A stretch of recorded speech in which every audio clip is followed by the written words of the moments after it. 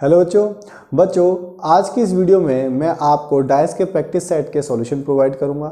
आज की इस वीडियो में जो क्वेश्चंस रहेंगे, जो सॉल्यूशन मैं आपको प्रोवाइड करूंगा वो होंगे क्वेश्चन नंबर 61 से लेके क्वेश्चन नंबर 70 तक। अब अगर कोई बच्चा कहे सर बाकी के सॉल्यूशन कहाँ हैं, तो बच्चों ध्यान रखना, इस वीडियो से पहले मैं ऑलरेडी 3 वीडियो अपलोड कर चुका हूँ, इससे जस्ट पहले, इस वीडियो से जस्ट पहले, ठीक है। और अगर हो सके वैसे वीडियो मैंने लाइन से ही बनाई है, ये लोग कंटिन्यू बनाई है, जो मैंने डाइस से रिलेटेड वीडियो बनाई है सॉल्यूशन की वो कंटिन्यू है।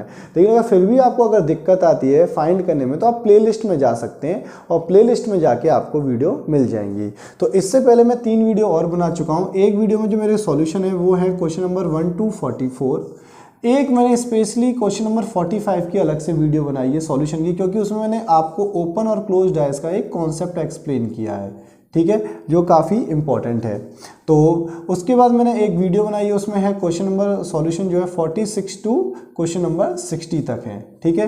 तो मैं एक वीडियो ये बना चुका हूँ, एक वीडियो ये बना चुका हूँ। इस वीडियो में 45 क्वेश्चन का सॉल्यूशन है और ओपन और क्लोज डाइस का एक कॉन्सेप्ट एक्सप्लेन किया है। देन एक वीडियो मैंने आपको बना रखी है क्वेश्चन नंबर 46 से लेके क्वेश्चन नंबर 60 तक के सॉल्यूशन की। और आज हम बात करेंगे क्वेश्चन नंबर 61 से लेके क्वेश्चन नंबर 70 तक के सॉल्यूशंस के बारे में, ठीक है।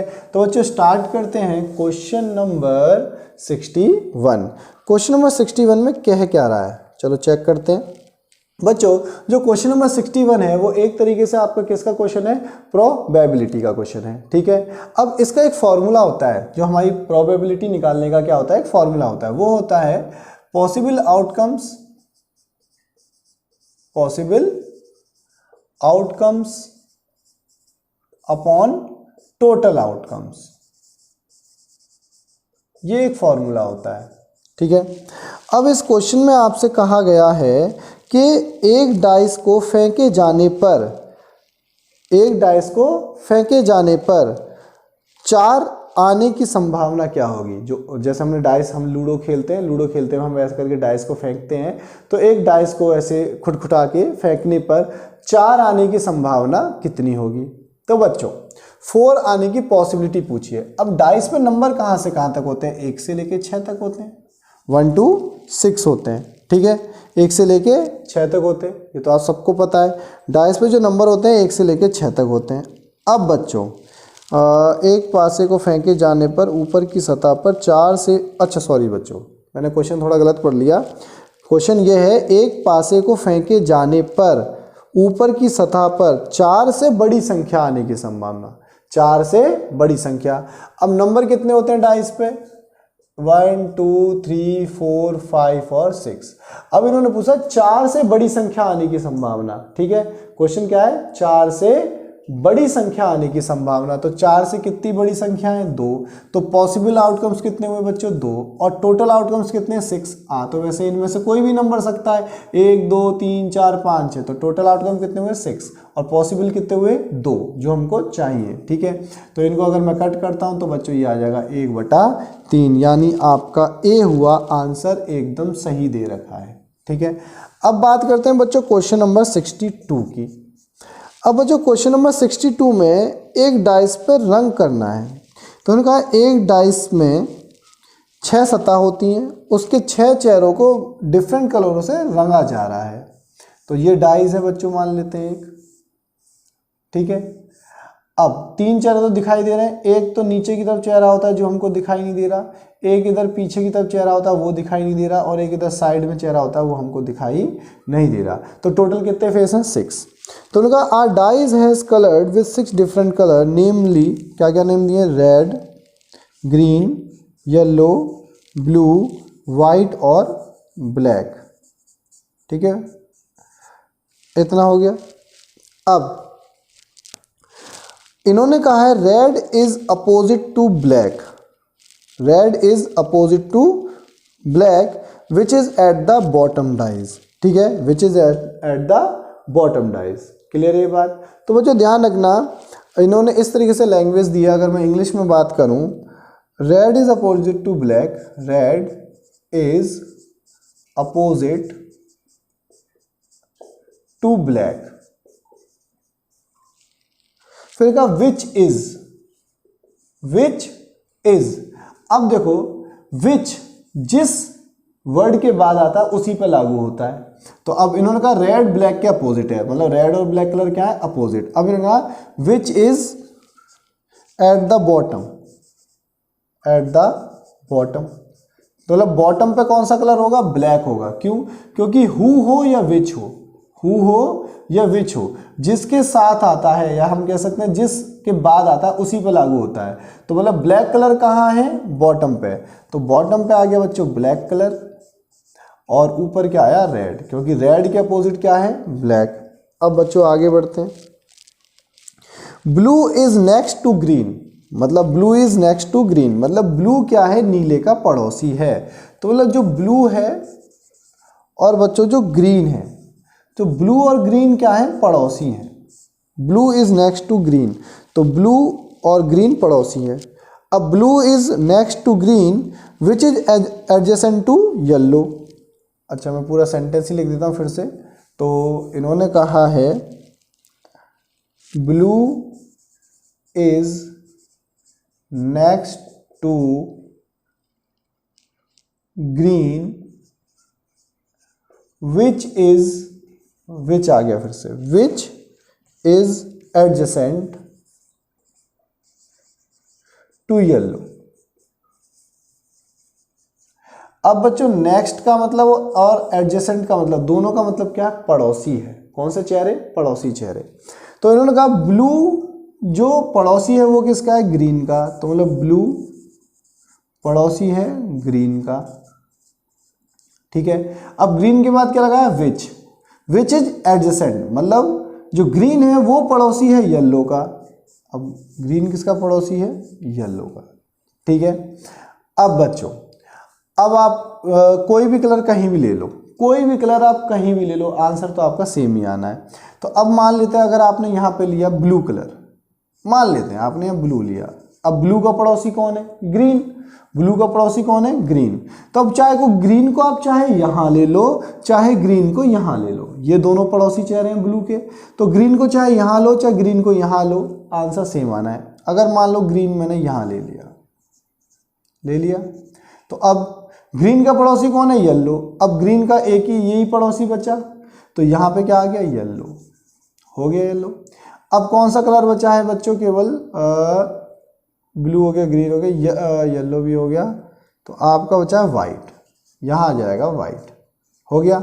अब बच्चों क्वेश्चन में पूछा क्या है इस चीज़ को कहने के बाद कि अब आपको बताना है वाइट के अपोजिट क्या है, किसके अपोजिट, वाइट के, और ऑप्शन आपको दिए हैं येलो, ग्रीन, ब्लू और रेड।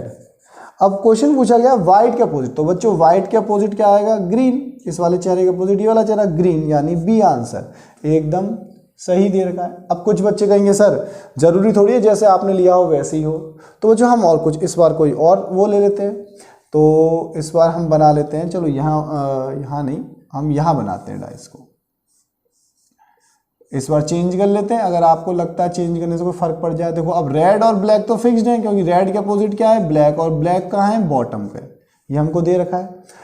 अब मान लेते हैं इस बार आपने ब्लू यहाँ ले लिया, ब्लू कलर यहाँ ले लिया, अब ब्लू का पड़ोसी कौन है, ग्रीन, चलो ग्रीन इस बार इधर ले लेते हैं, हो गया ग्रीन। अब ग्रीन का पड़ोसी कौन है, येलो, तो येलो, ग्रीन का अब यही वाला पड़ोसी बचा है इधर जो है, तो यहाँ क्या आ गया बच्चों, येलो। अब व्हाइट कलर कहाँ आएगा, इधर की साइड आ जाएगा व्हाइट, फिर से व्हाइट के अपोजिट क्या आया बच्चों, ग्रीन ही आया। तो आप कहीं भी ले लो, आपका आंसर क्या आना है, व्हाइट के अपोजिट ग्रीन ही आना है, ठीक है। तो ये चीज़ ध्यान रखना, बहुत सिंपल सा क्वेश्चन था, तो फिर भी लेकिन बच्चे इसमें क्या हो जाते हैं, थोड़े कंफ्यूज हो जाते हैं लैंग्वेज में। अब बात करते हैं बच्चों क्वेश्चन नंबर 63 की। क्वेश्चन नंबर 63 क्या कह रहा है,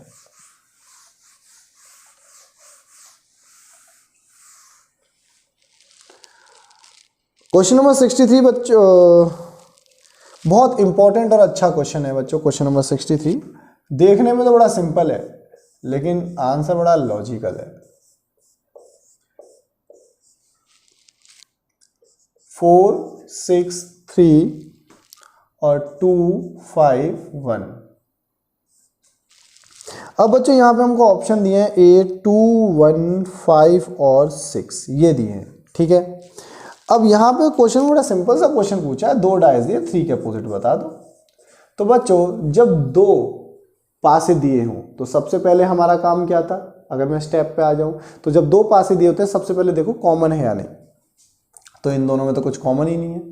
तो जब कॉमन नहीं होता फिर हम क्या चेक करते हैं, स्टैंडर्ड या ऑर्डिनरी। ठीक है, स्टैंडर्ड या ऑर्डिनरी। तो बच्चों यहाँ पर कहीं पर भी सम 7, यहाँ 7 आ रहा है, 4 और 3 7 आ रहा है, तो अब ये कैसा हुआ, ऑर्डिनरी। कैसा हुआ पासा, ऑर्डिनरी, क्योंकि सम क्या आ गया, 7 आ गया। ठीक है, 4 और 3 7। तो अब बच्चों यहाँ पे पड़ोसियों का सम 7 आ गया, तो ये डाइस कैसा हो गया, ऑर्डिनरी। ऑर्डिनरी में आंसर क्या होता है, जो जो नंबर दिखाई ना दे।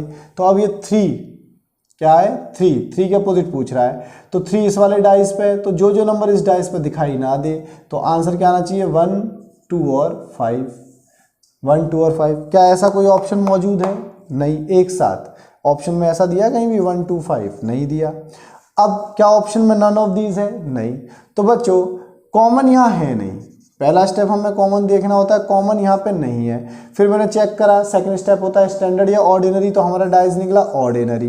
पर ऑर्डिनरी के अकॉर्डिंग बच्चों आंसर क्या आएगा, 1 2 5, क्योंकि ऑर्डिनरी में क्या होता है, किसके अपोजिट है, 3 के अपोजिट। तो 3 इस वाले पासे पे है, तो जो जो इस पासे पे दिखाई नहीं देगा वही होगा 3 के अपोजिट, मतलब उनमें से कोई भी आ सकता है। ठीक है, तो 3 के अपोजिट कौन कौन आएगा, जो कौन कौन आ सकता है, जो जो नंबर इस पे दिखाई नहीं दे रहा, तो 1 2 और 5। तो ऐसा कोई ऑप्शन नहीं दिया, नन ऑफ दीज मुझको दिया नहीं। तो अब मैं आंसर बच्चों किसके अकॉर्डिंग लगाऊंगा, तो अब ना कॉमन तो है ही नहीं, ऑर्डिनरी के अकॉर्डिंग आंसर मिला नहीं। तो बच्चों मैंने आपसे कहा था जब सारे मेथड बंद हो जाए तो हम किसके अकॉर्डिंग करते हैं, शेप के अकॉर्डिंग। तो बच्चों शेप के अकॉर्डिंग 3 के अपोजिट क्या आना चाहिए बच्चों, 1।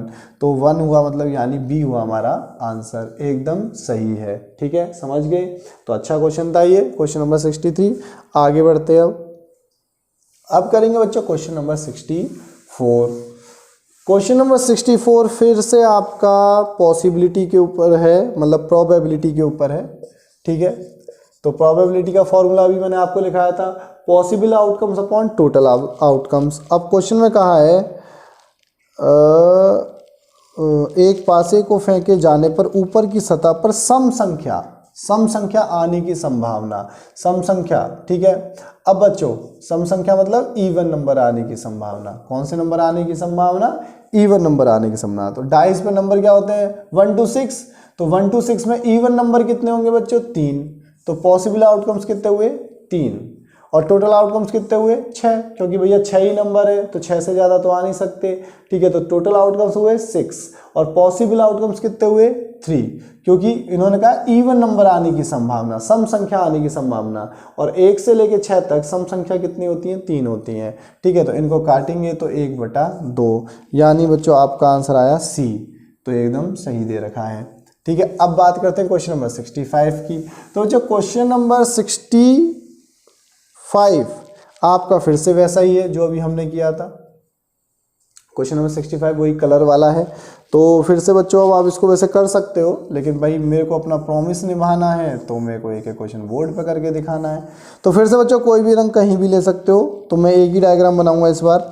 तो एक पासे की 6 सतह हैं। ठीक है, ओके। इन्होंने कहा green is opposite to black और which is at the bottom of the dies. तो ग्रीन ब्लैक के अपोजिट है और ब्लैक कहाँ है बच्चों, बॉटम पे है। ठीक है, अब इन्होंने आगे कहा है bottom white is adjacent to blue. तो व्हाइट किसका पड़ोसी है, ब्लू का। व्हाइट पड़ोसी है ब्लू का। और blue which is next to yellow, और ब्लू किसका पड़ोसी है, येलो का। अब इनमें से कोई भी कलर कहीं भी पुट कर लो, जैसे मैंने अगर यहाँ पे लिया व्हाइट, ले लिया व्हाइट, व्हाइट का पड़ोसी है ब्लू। अब ब्लू को मैं इधर भी ले सकता हूँ, इधर भी ले सकता हूँ, तो मैंने इधर ले लिया ब्लू। अब ब्लू का पड़ोसी कौन है, येलो। तो अब येलो इस वाले फेस पे ही आ सकता है, क्योंकि ब्लू का या तो ये पड़ोसी है या ये पड़ोसी है। तो इस वाले में तो व्हाइट है, तो दूसरा पड़ोसी कौन बचा, ये। तो यहाँ क्या आ गया, येलो। अब कौन सा कलर बचा बच्चों, इनके अकॉर्डिंग रेड। तो यहाँ क्या आ जाएगा, रेड। अब सवाल पूछा गया है कि बताओ लाल रंग के विपरीत। तो लाल रंग के विपरीत कौन सा है, ब्लू। तो ब्लू दिया इन्होंने बी ऑप्शन में, तो एकदम सही है। क्लियर है बच्चों। अब चलते हैं क्वेश्चन नंबर 66 पे। अब बच्चों जो क्वेश्चन नंबर 66 है, ऐसा ही सेम क्वेश्चन अभी मैंने आपको प्रीवियस वीडियो में कराया था। इससे जो पहली वाली वीडियो है उसमें भी ऐसा ही क्वेश्चन एक कराया था, क्वेश्चन नंबर 66 जैसा। ठीक है, तो चलो अब इसको भी करते हैं। क्वेश्चन नंबर 66, हमको एक ओपन डाइस दिया है।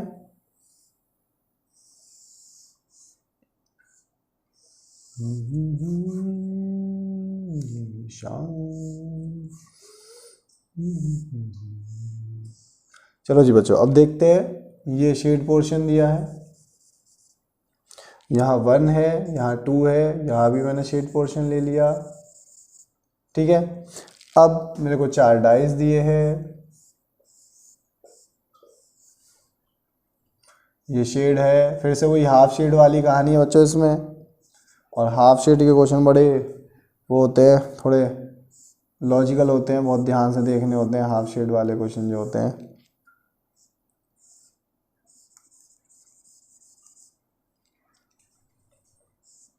एक और डाइस दिया इन्होंने, ये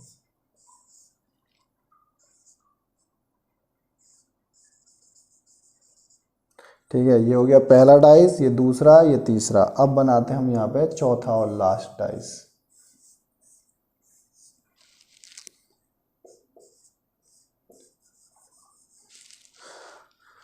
हाँ, आपको ऑप्शन दिए सारे बनेंगे ऑल, फिर दिया है फर्स्ट और सेकंड बनेगा, फिर दिया सेकंड और थर्ड बनेगा, या दिया फर्स्ट सेकंड और थर्ड बनेगा। ये आपको ऑप्शन दिए। तो बच्चों फिर से वही बात कि इस टाइप के क्वेश्चन में सबसे पहले क्या है, अपोजिट लिख लो, बेसिक मेथड है। तो अगर बच्चों मैं अपोजिट देखूँ तो इस खाली के अपोजिट 2 आ जाएगा।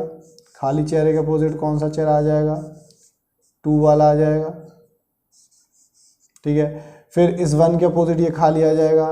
1 के अपोजिट क्या आ जाएगा बच्चों, ये खाली वाला फेस आ जाएगा। तो कितने खाली यहाँ पे 2। फिर शेड के अपोजिट शेड आ गया। अब बच्चों मैं फिर से रिपीट करता हूँ, शेड वाले क्वेश्चन में आपको अपोजिट पेयर के साथ साथ आपको शेड का भी ध्यान देना होता है। तो पहले वैसे नॉर्मली चेक कर लेते हैं। अब 2 है, 1 है और शेड है, बन सकता है। ओके, अगला है शेड है, 1 है, खाली। तो खाली तो बच्चों 2 है, कोई भी दोनों में से कोई भी एक ले सकता हूँ। तो मैंने ये वाला ले लिया, बन सकता है। फिर उसके बाद बच्चों 2 है, खाली है, शेड है, 2 है, खाली है, मतलब 2 है, खाली है, शेड है, बन सकता है। फिर 2 है, 1 है, शेड है, बन सकता है। अब बच्चों लेकिन अब ऑप्शन में ऑल दिया है, पर ऑल मैं लगा नहीं सकता सीधे सीधे। ऑल को लगाने से पहले मैं अब इसमें क्लॉकवाइज रोटेशन चेक करूंगा। क्यों, जो मैंने आपको सिखाया था। क्यों चेक करूंगा, क्योंकि ये शेड वाला क्वेश्चन है और हाफ शेड कैसे आएगा, कैसे टच होगा, ये मुझको सारा देखना पड़ेगा। तो अब जैसे मैं इस पहले उसमें देखूं, क्वेश्चन में देखूं, इसमें दिया है 2 हाफ शेड 1। तो 2 है, हाफ शेड है 1, मतलब जो 2 के साथ बाउंड्री टच हो रही है वो कैसे टच हो रही है, हाफ शेड। और 1 के साथ कौन सी बाउंड्री टच हो रही है, खाली। तो चेक करते हैं। तो हमें चाहिए 2 शेड 1। तो 1 यहाँ है, तो मतलब इस वाले को मुझे नीचे लाना पड़ेगा। ठीक है, तो अब अगर इसको, तो इसमें शेड है तो इसको मैं सीधे सीधे शिफ्ट नहीं करा सकता। मैंने अभी आपको पिछली लास्ट वीडियो में भी बताया था, जब शेड वाला फेस हो तो उसको मैं सीधे सीधे शिफ्ट नहीं कर सकता। इसमें मैं हमेशा क्या करूँगा, इस कोने को इस कोने पर टच करूँगा। तो इसको जब ऐसे करके टच करूँगा, जैसे ये ऐसे है, इसको ऐसे करके टच करूँगा, इसको ऐसे घुमा के, तो अब ये फेस कैसे हो जाएगा, फिर आपका इस तरीके से हो जाएगा। तो अब 2 के बाद आना चाहिए हाफ शेड, 2 के बाद क्या आ रहा है, हाफ शेड, और फिर क्या आना चाहिए 1, और 1 की साइड कौन सा हिस्सा आना चाहिए, खाली हिस्सा। एकदम सही, ये तो बन सकता है। अब अगला देखते हैं, 1 शेड और खाली। अब लेकिन जो ये वाला फेस है शेड वाला, 1 के साथ कहाँ से जुड़ा है, खाली वाली तरफ से जुड़ा है। चलो चेक करते हैं। तो 1 के बाद मुझे क्या चाहिए बच्चों, 1 के बाद चाहिए शेड। तो 1 के बाद शेड में कैसे ला सकता हूँ, तो यह इसी उससे ला सकता हूँ, इजीली ला सकता हूँ। तो ये अभी टच ही था, इसी को ले लेता हूँ फिर से, ये ऐसे। तो अब 1 शेड खाली। अब बच्चों देखो, यहाँ से चले 1 शेड। अब ये वाले इसी चेहरे को मैं नीचे लेके आया हूँ। तो मैं आपको इसको 2 तरीके से दिखा सकता हूँ। एक तो इसको मैं ऐसे ले सकता हूँ, ऐसे करके, ठीक है, और फिर इन्हीं 3 चेहरों को मैं एक बार ऐसे भी लेके दे सकता हूँ आपको। यहाँ पे 1 यहाँ है, यहाँ पे 1 है। देखो 1, देन मुझे इसमें आना है शेड वाले में, लेकिन एंट्री कहाँ से हुई है, खाली वाले पोर्शन से। तो देखो 1 तो एंट्री कहाँ से हो रही है, खाली वाले पोर्शन से ही हो रही है, ठीक है। तो 1 शेड फिर खाली, 1 शेड खाली। अब जो खाली वाले के साथ भी है, जो खाली वाले के साथ एंट्री है वो हाफ शेड के साथ है, तो देखो 1 शेड खाली, अब जो एंट्री है वो हाफ शेड के साथ ही है, ठीक है। तो मतलब ये वाला भी बन सकता है। मुझे दोनों साइड से टच देखना है, इधर से भी क्या चीज़ टच हो रही है और इधर से भी क्या टच हो रहा है। तो यहाँ पे पूरा खाली पोर्शन टच हो रहा है 1 के साथ, और खाली के साथ कैसा टच हो रहा है, हाफ शेड। तो सेम आ रहा है। तो एक बार मैंने इस फेस को ऊपर लगा के देख लिया और एक बार इसी फेस को नीचे लगा के देख लिया। तो यहाँ से देखो 1 की तरफ से जो एंट्री हुई वो फुल खाली है, सेम ऐसी है, और फिर जो शेड से एंट्री होगी खाली में वो हाफ शेड के साथ होगी, एकदम सेम आ रहा है। तो ये भी बन सकता है। अब आते हैं इस पे बच्चों, नेक्स्ट पे। अब लेना 2 फिर खाली, तो 2 के बाद खाली चाहिए, तो 2 के बाद खाली, ये तो पॉसिबल ही नहीं हो रहा है इसमें। 2 के बाद खाली चाहिए, तो बच्चों 2 के बाद या तो 1 आएगा, 2 के बाद क्या आएगा 1, या 2 के बाद आएगा ये शेड, क्योंकि इसको अगर मैं शिफ्ट करके नीचे लाता हूं तो 2 के बाद या तो शेड आएगा, अगर इस फेस को नीचे लाया तो ऐसे करके क्लॉकवाइज मूव करेंगे, मान लो ये फेस ऐसे आ गया शेड वाला, ठीक है। अब मैं यहाँ पे लाया था तो ये ऐसे आया था, यहाँ लाऊंगा ये ऐसे आएगा। अब 2 के बाद क्या आएगा शेड, शेड के बाद क्या आएगा 1, ठीक है। 2 शेड 1, या फिर आएगा 2 1, ये वाला शेड ऊपर आ जाएगा। लेकिन यहाँ 2 के बाद क्या है, खाली। तो बच्चों ये वाला पॉसिबल है, हाँ है ना, अभी यहाँ से आ सकता है ना 2 खाली। अब बच्चों 2 खाली शेड आ रहा है, 2 खाली और शेड, तो ये बन गया 2 खाली। अब जो 2 की तरफ से एंट्री हो रही है ऐसे हो रही है, अब 2 खाली शेड, तो शेड को नीचे ले आऊँ, तो अब इसको देखो नीचे लाऊंगा तो अब ये ऐसे घूम जाएगा, ये कोना इस कोने से टच होगा, तो यानी ये ऐसे हो जाएगा, ठीक है। तो बच्चों 2 के बाद खाली है, 2 के बाद खाली है, देन वो शेड में एंटर हो रहा है, शेड कैसा फुल, तो 2 खाली शेड एंटर कैसा हो रहा है फुल, तो एकदम सही है, ये भी बनेगा। अब इसमें आए, अब बच्चों लास्ट दिया है 2 1 और ये शेड। अब जो 2 के साथ पोर्शन टच हो रहा है वो तो फुल है, और 1 के साथ जो टच हो रहा है वो हाफ है। अब इसी चीज को देखना है, तो फिर से इसको 2 ये रहा 1 ये रहा, तो ये वाला फेस यूज करूंगा, ठीक है। 2 1, अच्छा ये वाला शेड यूज करूंगा। अब फिर 2 1 शेड आना है, तो मैं ये वाला शेड, अब इसको बच्चों इसको इस कोने को यहां छुलाऊंगा तो ये फेस आएगा इस तरीके से आएगा। अब 2 के साथ बच्चों कौन सा हिस्सा आ रहा है, खाली वाला, पर यहाँ पे कौन सा 2 के साथ शेड वाला, तो ये पॉसिबल ही नहीं है, ये वाला पॉसिबल नहीं है। और इस वाले शेड से तो काम ही नहीं बनेगा, क्योंकि मेरा कॉम्बिनेशन क्या है 2 1 शेड, तो 2 1 शेड इन तीनों के बीच में बनेगा। और बच्चों ये हो गया गड़बड़, क्योंकि 2 के साथ कौन सा हिस्सा आ रहा है, खाली वाला, और यहाँ पे क्या दिया है 2 के साथ शेड वाला पोर्शन, तो ये नहीं बनेगा। तो आंसर आया फर्स्ट सेकंड एंड थर्ड, यानी डी एकदम सही दिया है। तो समझ गए, जो शेड वाले क्वेश्चन होते हैं थोड़े, अब की बार थोड़ा आपको और ठीक लगा होगा, ठीक है, क्योंकि जब पहली बार कोई कॉन्सेप्ट पढ़ते हैं तो थोड़ा लगता है पता नहीं क्या पढ़ा दिया, ठीक है। अब चलते हैं बच्चों क्वेश्चन नंबर 67 पे।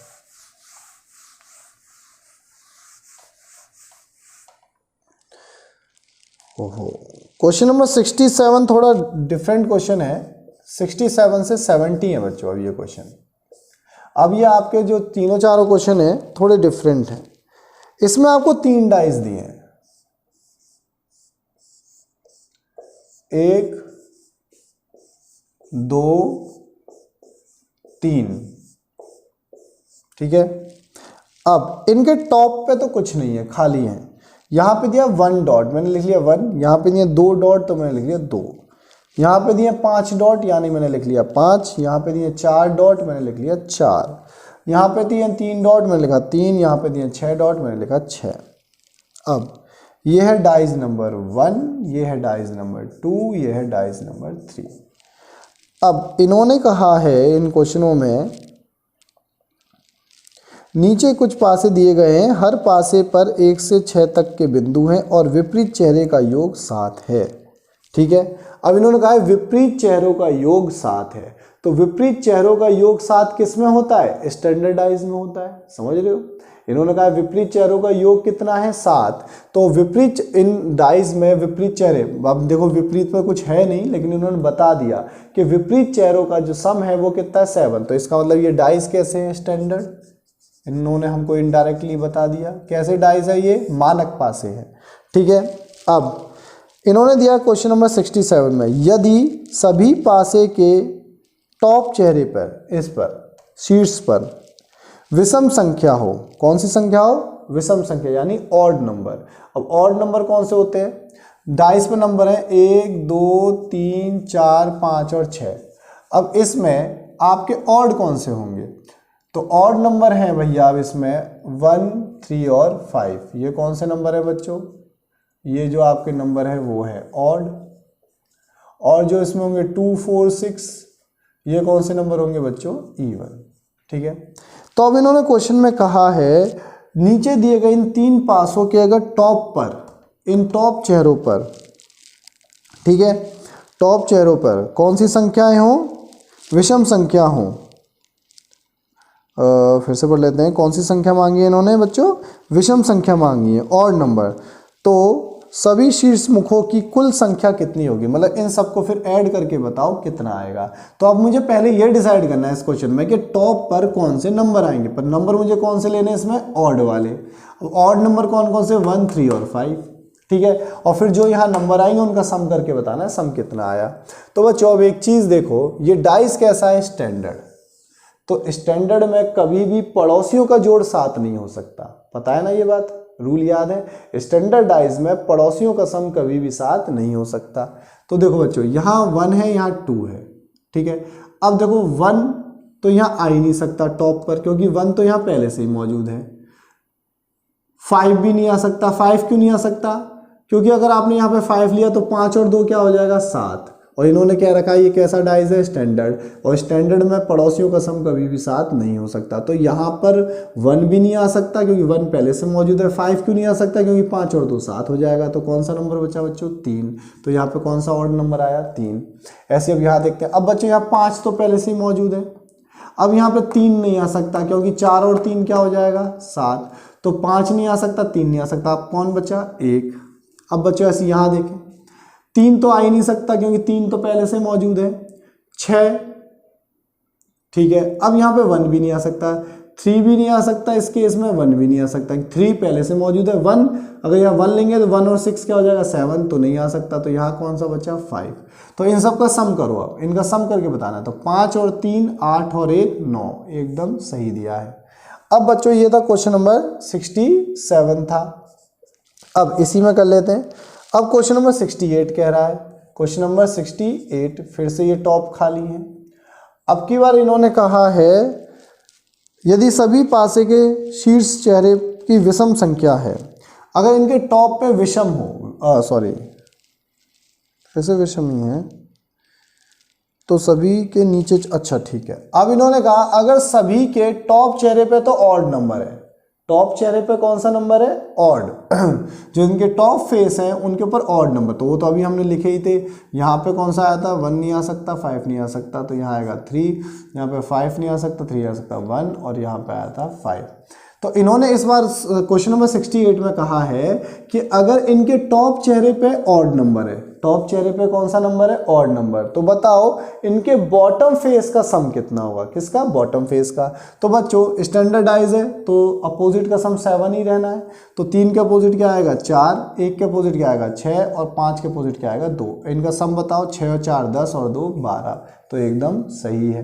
ठीक है, अब बात करते हैं बच्चों इसी क्वेश्चन में क्वेश्चन नंबर 69 के बारे में। अब क्वेश्चन नंबर 69 में क्या कह रहा है? क्वेश्चन नंबर 69 में बच्चों आपसे कह रहा है if odd number of dice has odd number of dot on top face and even number of dice have even number of dot on top face. अब इन्होंने कहा ऑड नंबर ऑफ डाइज। अब ये ऑड नंबर ऑफ डाइज का मतलब क्या? ये जो प्लेस है, जैसे 1 और 3, ये कौन सी पोजीशन मानी जाएंगी? ऑड। Odd number dice. कौन सा number dice? Odd number dice. और ये कौन सा है? इवन।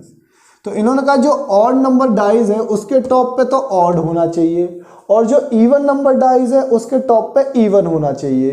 देन बताओ सम कितना होगा? ठीक है, तो ऑड नंबर डाइज के टॉप पे कौन सा नंबर होना चाहिए? ऑड। तो वो अभी हमने देखा था 1 आ नहीं सकता, 5 आ नहीं सकता, तो क्या आएगा 3। अब इवन नंबर डाइस के ऊपर कौन सा नंबर होना चाहिए टॉप पे, इवन। तो अब यहाँ पे इवन नंबर ये 4 आ नहीं सकता, 2 आ नहीं सकता, 4 तो पहले से मौजूद है, 2 क्यों नहीं आएगा, क्योंकि 5 और 2 7 हो जाएगा, तो कौन सा बचा 6। इस पे तो हमको बताई था, अभी लिखा था 5, तो अब ये हुआ 6 3 9 5 14, सबका सम करा 14। ठीक है, अब देखते हैं बच्चों क्वेश्चन नंबर 70 क्या कह रहा है।